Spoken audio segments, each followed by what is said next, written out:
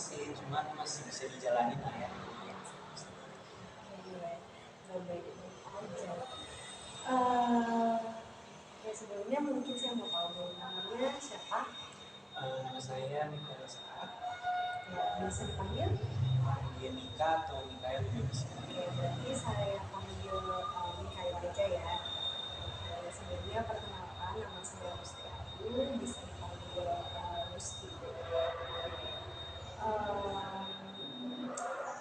Eh, umur Mikael sekarang berapa? 21 tahun. 21 tahun.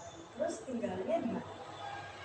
Di Jakarta Selatan, daerah Pancoran, daerah Rawajawa. Oke, mungkin saya mau tanya dulu tujuan atau maksudnya Mikael datang ke sini kira-kira mau apa? Secara garis besar saya mau curhat ya curhat sih sebenarnya. Oh itu dia, oke. Mau curhat terus juga tadi saya dengar kabarnya kurang baik-baik aja. Kalau boleh tahu apa yang lagi dirasain saat ini sampai membuat Mikael ngerasa sedang tidak baik-baik aja. Pas isolasi sih dan juga depresi.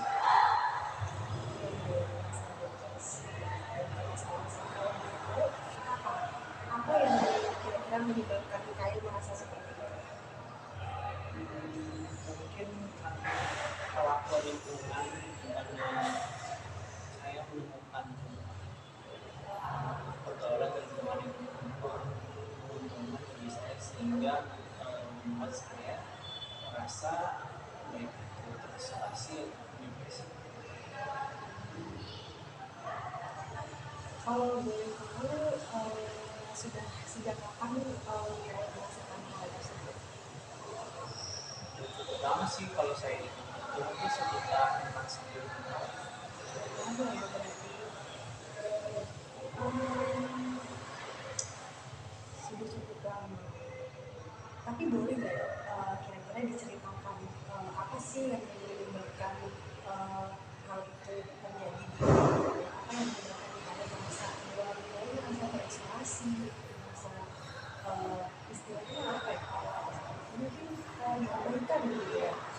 Boleh diceritain nggak kira-kira? Jadi waktu itu saya saya kebetulan masuk ke dalam lingkungan atau pergaulan sebenarnya bukan bisa dibilang buruk, tapi malah sebenarnya cukup bagus ya. Namun pergaulan atau lingkungan itu memperlakukan saya dengan tidak yang saya harapkan ya. Kenapa saya seperti dijajah? Kenapa Mikael merasa bahwa Mikael itu dijajah? Karena apa? Dari pandangan Mikael sendiri? Mungkin karena waktu itu saya menjadi orang yang terlalu baik ya, maksudnya saya selalu bersikap melayani mereka, terus saya people pleaser ya. Seiring berjalan waktu saya sadar sebenarnya ada beberapa dari kelakuan mereka yang bisa saya tanggapi dalam bentuk perlawanan ataupun saya abaikan saja, dan saya merasa berisolasi, memanfaatkan, dihargai ya. Oke, kalau mendengar yang udah Mikael sampaikan juga tadi kan Mikael merasa terisolasi, terus juga diabaikan. Mungkin ada nggak sih pengalaman, mungkin boleh diceritain pengalaman yang uh, apa ya, mungkin bisa menggambarin kenapa hal itu sampai terjadi. Jadi memang di suatu lingkungan atau pergaulan itu mereka menetapkan ya, lebih kayak ada cara-cara atau pengakuan tertentu di mana saya juga yang berminat atau padahal sebenarnya saya bersikap baik sama mereka. sering juga kalau ada acara misalnya seperti bareng berenang bersama atau makan bersama itu seringkali saya nggak diajak atau dibilang saya tidak beruntung ditemani atau tidak layak ditemani tanpa alasan yang jelas, sehingga sampai sekarang pun itu bisa dibilang alasan kenapa saya depresi ya, karena saya tidak menemukan alasan yang tepat kenapa saya diperlakukan seperti itu. Saya juga pernah menonton satu seri drama yang bisa dibilang cukup related atau sama dengan apa yang sedang saya alami. Judulnya itu kalau tidak salah Effective Suai, atau 13 alasan mengapa seorang dalam seri ini itu dia mengakhiri hidupnya. Namun saya nggak mau sampai ke arah dia mengakhiri hidup, kayak memang depresi yang dia alami itu ada di saya. Saya juga sempat bertanya-tanya kepada lingkungan sekitar, kenapa sih saya diperlakukan seperti itu, dan saya bilang kalau saya ini orangnya keras kepala, kemudian sok tahu, dan terkadang saya itu bersikap memaksakan kehendak. Ini kalau dari apa yang sudah Mikael sampaikan, mungkin kalau mulai saya kasih saran. Kan tadi Mikael juga dibilang bahwa Mikael itu mereka beranggapan bahwa Mikael itu orangnya keras kepala, terus memaksakan kehendak. Tapi kan sebetulnya mereka kan nggak tahu Mikael seperti apa. Kita juga Mikael nggak tahu mereka seperti apa. Bisa jadi itu kan cuma persepsi Mikael doang nih terhadap mereka. Tapi dari Mikael sendiri pernah nggak sih kayak mempertanyakan kenapa, maksudnya bertanya kepada orang-orang yang di lingkungan Mikael tersebut, bertanya kayak kenapa kok kalian beranggapan begitu terhadap saya, atau nanya langsung kenapa, misalkan kayak tadi nggak diajak gitu, kenapa nggak diajak gitu. Pernah nggak sih kamu bertanya seperti itu? Pernah, saya pernah bertanya, sebenarnya bukan bertanya secara spontan, maksudnya kayak saya kan tidak melakukan hal yang sekiranya itu misalnya apa ya, saya bukan berniat jahat ya, saya tidak berniat jahat kepada mereka, tapi mereka menganggap saya itu berniat jahat kepada mereka. Dan apa namanya,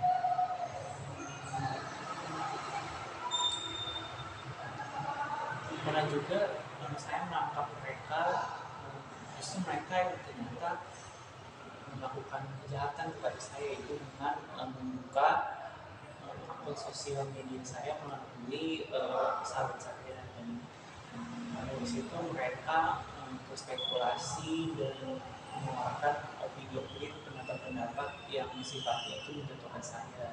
Dan sahabat saya pun ini tidak melakukan hal yang istilahnya tegas ya, atau memberikan keadilan kepada saya, tapi lebih ke arah yang ikut-ikutan mendukung mereka.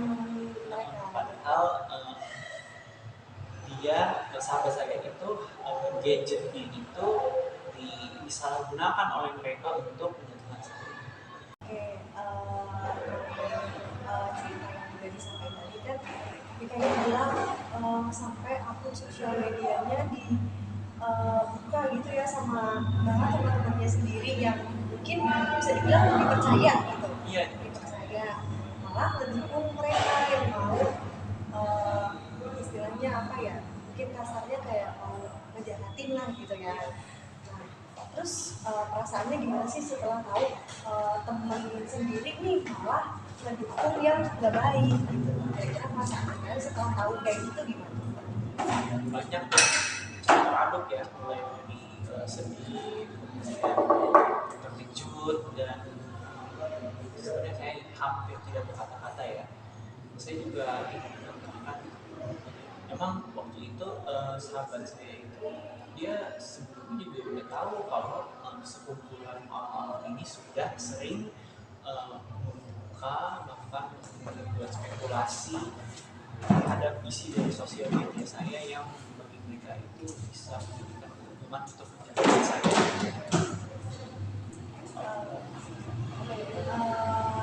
Sebenarnya kalau menjatuhkan atau sampai membuka media sosial itu menurut saya udah masuk ke hal yang pribadi ya, seharusnya itu tidak boleh dilakukan. Dan saya ngerti perasaan saya yang bilang perasaannya bercampur aduk, terus sedih, terus pastinya ada kesel dan marah juga dong sama temennya gitu.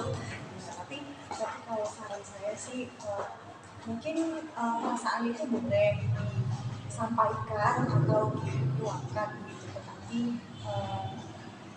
jangan sampai hal itu membuat Mikael sendiri tertekan gitu. Mungkin uh, coba untuk memaafkan gitu dan mengalihkan hal itu ke hal yang lain. Tapi di samping hal itu ada kan relasi Mikael selain dengan teman-temannya itu ada atau relasi itu maksudnya ya mungkin selain mereka nih teman-teman Mikael yang lain lagi ada nggak selain mereka? sebenarnya ada, tapi pada akhirnya mereka juga ikut. Oh gitu. Sayangnya begitu ya. Oke. Mungkin itu tadi salah satu pengalaman yang bisa bikin Mikael merasa depresi gitu ya. Tapi selain itu ada nggak pengalaman lain mungkin yang lebih lagi nih yang memicu depresi itu bisa muncul gitu? Sebelum ke arah maksudnya sebelum saya jawab pertanyaan itu, saya mau balik ke soal sosial media itu. Karena bagi saya kan tadi konselor bilang harus bisa memaafkan, tapi bagi saya hal seperti itu tuh sepertinya nggak usah dimaafkan karena kan itu sebuah bentuk intimidasi dan kejahatan yang memang dilakukan secara sengaja ya, maksudnya berarti kan sebelum-sebelumnya mereka tuh telah berpikir keras dan mencari cara gimana supaya ini saya itu bisa benar-benar dilumpuhkan gitu. Ketika ada caranya ya itu akan membuka sosial media saya dari sahabat saya sendiri. Gimana saya harusnya mendapat dukungan, tapi sahabat saya ini malah membelai mereka yang kebetulan ya mereka ini bisa dibilang memiliki posisi atau jabatan yang penting. Sahabat saya juga memegang posisi dan jabatan yang penting, namun dia merasa emosi atau perasaan saya itu sepertinya kurang valid ya, sehingga dia mau saja diatur, disusul, dihasut malah oleh mereka itu. Dan yang lebih parahnya itu saya nggak ngerti gitu loh, setelah mereka menjatuhkan saya, adik yang merendahkan saya, setelah mereka di sosial media saya itu apa gitu tujuannya yang membuat saya itu sulit untuk memaafkan mereka. Mungkin itu dulu saya mau lanjutin yang dulu kan misalnya bilang tadi itu mungkin harusnya nggak dimaafin gitu ya. Tapi kalau saya kasih saran lagi, menurut pendapat saya salah satu hal yang mungkin apa ya bisa bikin kita jadi lebih tenang, nggak ada beban lagi ya, walaupun kita merasa bahwa ya udah kita juga yang disakitin sama mereka, kita juga yang dijatuhkan, tapi mungkin kalau menurut saya supaya kamu lebih merasa ada beban juga dari kamunya, kalau kamu bisa memaafkan mereka gitu, jadi kamunya juga nggak ada apa ya, mungkin disebutnya dendam ya, supaya tidak ada dendam antara kamu sama mereka juga. Mungkin kalau bisa kamu lebih memaafkan, mungkin itu bisa meringankan pikiran kamu, jadinya kamu juga nggak ada beban pikiran, terus kamu juga bisa mengurangi rasa depresi kamu atau tertekan kamu itu gitu. Mungkin bisa dilanjutkan. sebenarnya saya sudah mencoba melakukan apa yang disarankan memaafkan ya. Namun entah kenapa rasanya tuh sulit sekali, susah ya, tidak mudah karena seiring saya coba memaafkan mereka, ada suara-suara dalam batin saya itu yang mengatakan saya tuh tidak pantas ya diperlakukan seperti itu setelah semua yang telah saya lakukan kepada mereka, kebaikan yang saya berikan, pengorbanan juga ya, dan mereka dengan seenaknya semudah itu merendahkan, menghancurkan saya seakan-akan mereka berhak melakukan itu, jadi saya sepertinya tidak bisa memaafkan gitu. Oke, saya paham sih dengan apa yang dirasakan.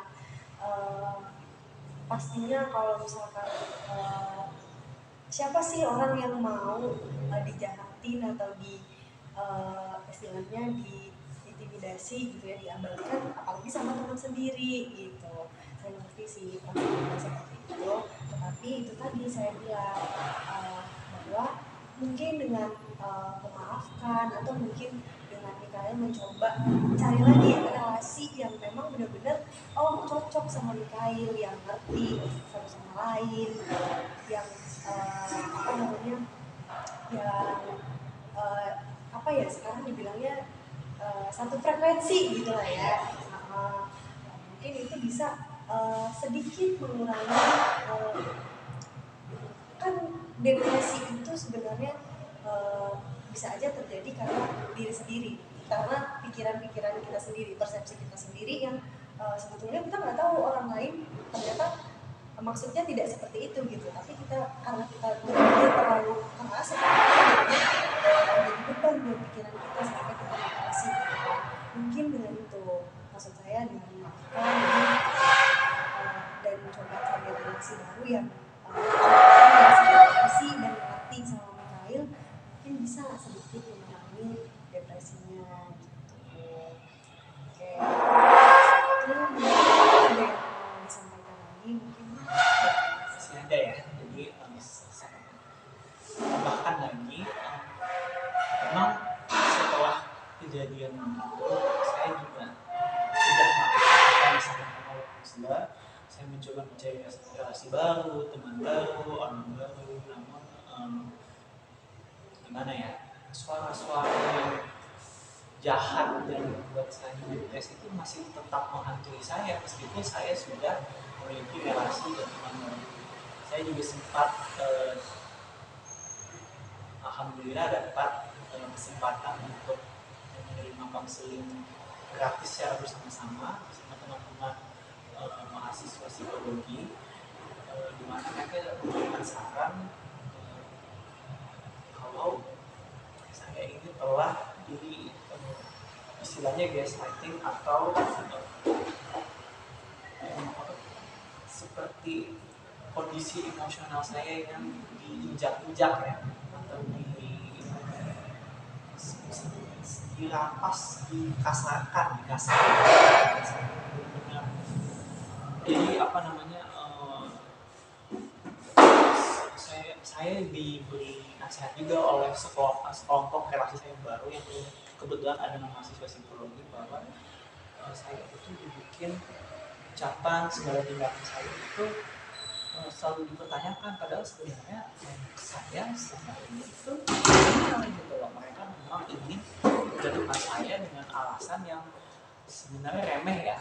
Alasannya itu mereka ingin mendirikan sebuah geng, kelompok, atau parahnya itu dinasti mereka sendiri-sendiri.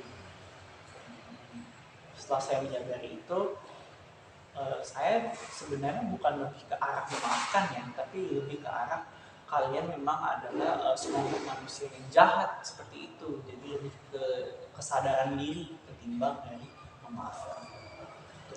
Oke, tapi dari hal itu kira-kira apa ya memicu keinginan Mikael untuk membenci mereka pasti enggak dong. Sebenarnya ada keinginan untuk membenci sampai hari ini. Gitu. Oke, mungkin itu bisa juga salah satunya karena itu tadi belum bisa memaafkan, terus juga mungkin sudah bisa menerima diri diperlakukan seperti itu gitu. Tapi eh, itu tadi perasaan-perasaan yang kayak marah atau hal-hal yang eh, apa ya, yang menjerumus ke, bisa dibilang kasarnya itu ya kayak dendam gitu Ya, kan. benar. Nah, mungkin hal itu yang bikin aku tuh masih ngerasa beban gitu loh, jadi masih ngerasa marah aja gitu kalau ketemu orang seperti itu, bawaannya marah lagi, jadi negatif thinking lagi gitu, jadi berpikirannya Harus positif ya. iya, kalau bisa kita kan, karena balik lagi nggak semua orang, kita kan nggak boleh mencap orang itu semuanya sama gitu, pasti ada mungkin selain konseling, Ya. pergi ke apa, bercerita ke konselor, ada nggak sih temen mungkin yang memang deket gitu, yang sering kayak ajak curhat gitu, ada nggak kira-kira? Sebenarnya ada, cuman ya lagi-lagi dia berhasil dihasut Oke, oleh kelompok ini. berarti Itu selain teman, ke orang tua mungkin coba untuk bercerita kali ya. memang waktu itu saya sempat cerita, saya sempat berpesan juga ke mereka, cuman respons mereka itu kurang lebih lebih ke menghakimi mereka ketimbang seperti konselor yang lebih menyarankan saran dan opini yang begitu begitu. Kalau misalkan seperti itu, mungkin saya paham ya, namanya orang tua pasti uh, apapun tujuannya untuk mendukung anak, bela anaknya gitu. Tapi balik lagi ke diri Kail harus apa ya, bisa, walaupun sudah bisa menerima diri diperlakukan seperti itu, ya itu tadi harus bisa memaafkan supaya nggak ada beban pikiran sama beban di perasaannya sendiri terhadap orang. Ada satu hal lagi kenapa saya masih ya saya ada lagi tambahan kenapa saya sekarang pun tuh saya lebih milih untuk bukan balas dendam, sebenarnya seperti balas dendam ya, tapi saya lebih ingin menyampaikan ini loh sisi cerita saya, ini loh sisi cerita saya yang pantas untuk disampaikan kepada publik terbuka, kalau hal seperti ini tuh bukan lebih ke arah maafkan, tapi saya juga berhak untuk dihargai, saya berhak menyampaikan cerita saya apa adanya, dan dari sisi saya sepenuhnya, nggak dipotong-potong, nggak di twisted atau dimanipulasi oleh mereka. Kenapa saya masih sulit sekali memaafkan, karena kucing kesayangan saya waktu itu sakit di usia yang bisa dibilang sangat muda ya. Saya menemukan dia ketika saya berhendak ingin melakukan ibadah pada waktu subuh.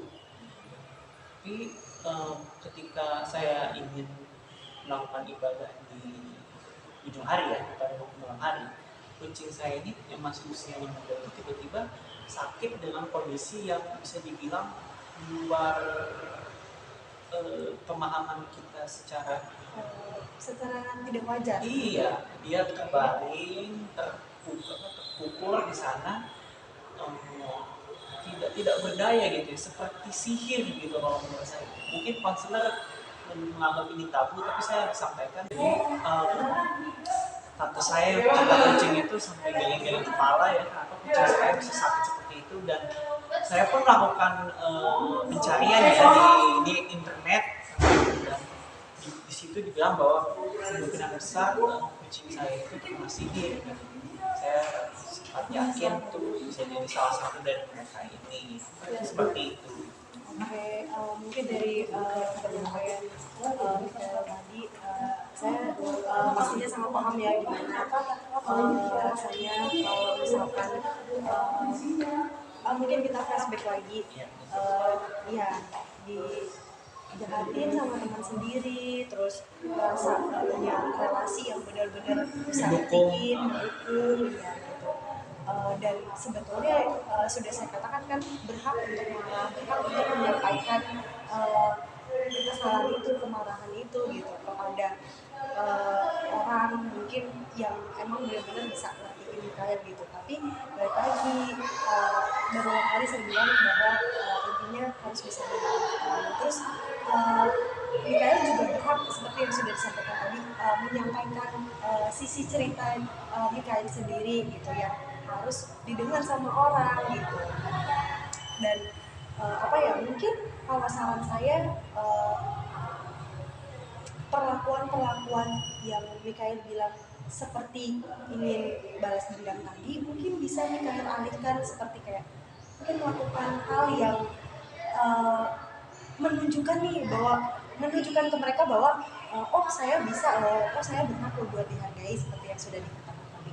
Mungkin dengan melakukan hal yang bisa membanggakan buat Mikael seperti pencapaian prestasi mungkin, atau melakukan hal-hal yang berkaitan dengan hobi yang bisa membuat Mikael sendiri merasa happy gitu, tidak merasa tertekan, tidak merasa depresi gitu. Itu sih yang bisa saya sampaikan. Intinya adalah bisa memaafkan gitu supaya dari Mikaelnya sendiri juga nggak ada beban gitu sih.